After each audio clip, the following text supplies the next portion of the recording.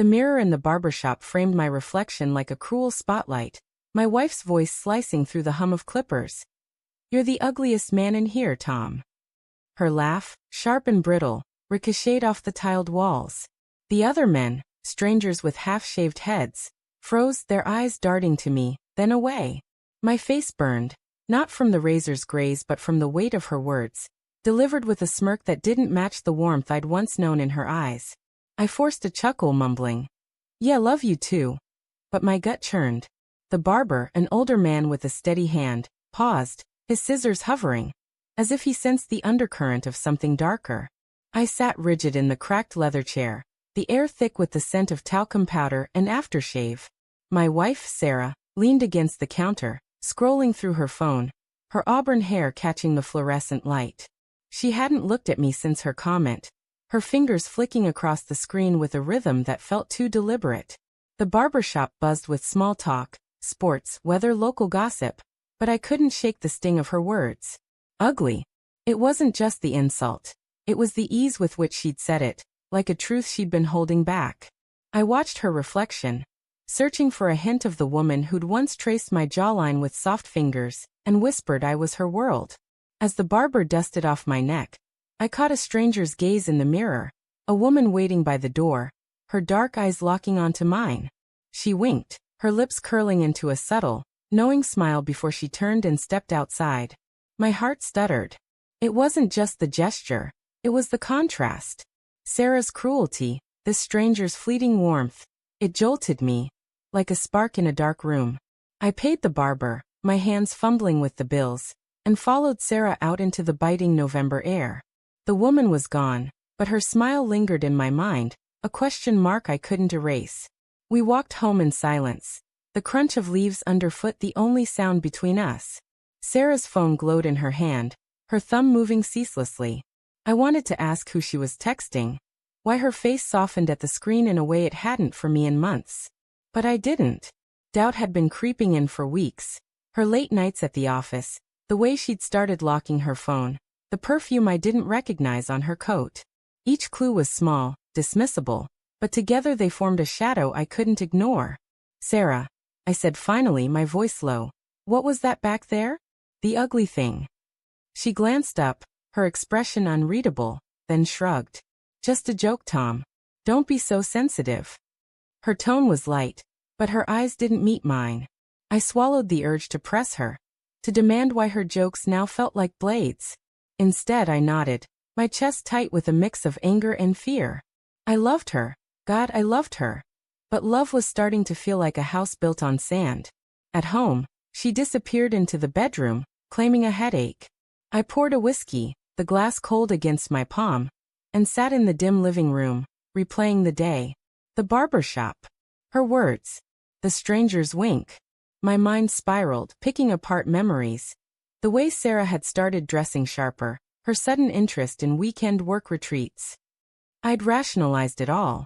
Her career was demanding, she deserved her space. But now, each excuse felt like a lie I'd told myself. I noticed her phone on the counter, left behind in her rush to retreat. My pulse quickened. I'd never snooped before. It felt like crossing a line I couldn't uncross. But the weight of her words, the distance in her eyes, pushed me forward. I picked it up, the screen lighting up with a notification, a text from someone named Jay. "Miss you already. Same time tomorrow?" My stomach dropped. I swiped, but the phone was locked. The name Jay burned into me, a single letter unraveling years of trust. I set the phone down, my hands trembling. Confront her now, and she'd deny it. Wait, and I'd drown in my own suspicion. I paced, the whiskey sour in my throat, my mind racing through every moment I'd missed. The late nights. The locked phone. The way she'd stopped saying, "I love you" first. I wanted to believe it was nothing, a colleague, a friend, but the pieces didn't fit.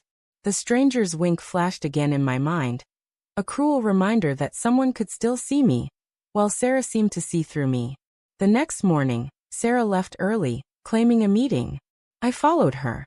Guilt clawed at me, but suspicion clawed harder. I kept my distance, trailing her car through the city's gray streets, the windshield wipers slapping rhythmically. She didn't go to her office. Instead, She parked outside a coffee shop, one we'd never been to together. I watched from across the street, my breath fogging the car window, as she stepped inside. A man was waiting, tall, sharp-jawed, his smile too familiar as he kissed her cheek. My heart pounded, a dull roar in my ears. It wasn't just a kiss. It was the ease of it, the way her hand lingered on his arm. I didn't confront them. I couldn't.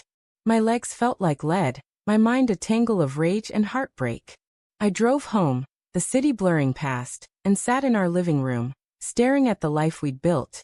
Photos on the mantel, her scarf draped over the couch. All of it felt like a lie.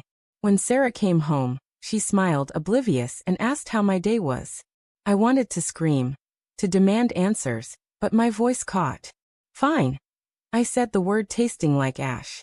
That night, I lay beside her, her breathing soft and steady, while I stared at the ceiling, replaying the coffee shop scene.